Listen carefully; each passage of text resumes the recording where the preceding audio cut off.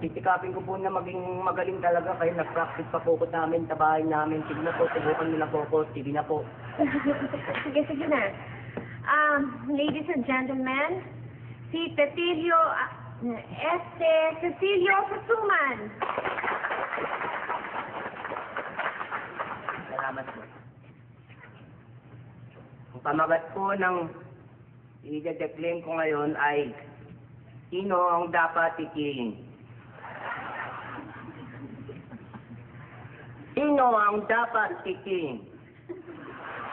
Limot. Limot. Sige na. Tingin ng limot. Bibili kasi ako ng sorbetes. Matalap 50p ng sorbetes. Dahil ito ay tunay na malata.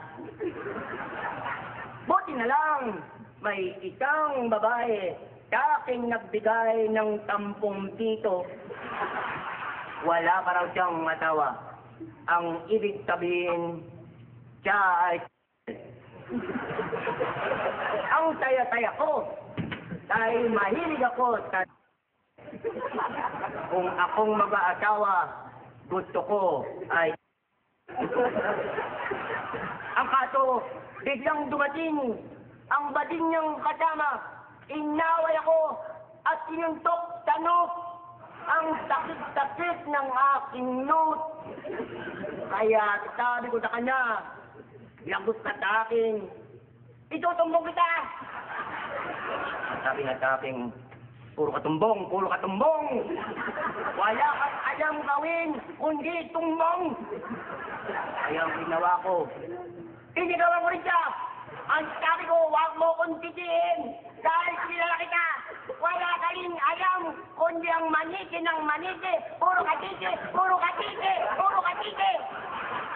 Ang mabuti pa, kayo na ang magsabi kung sino sa aming dalawa ang dapat itumbong at titiin.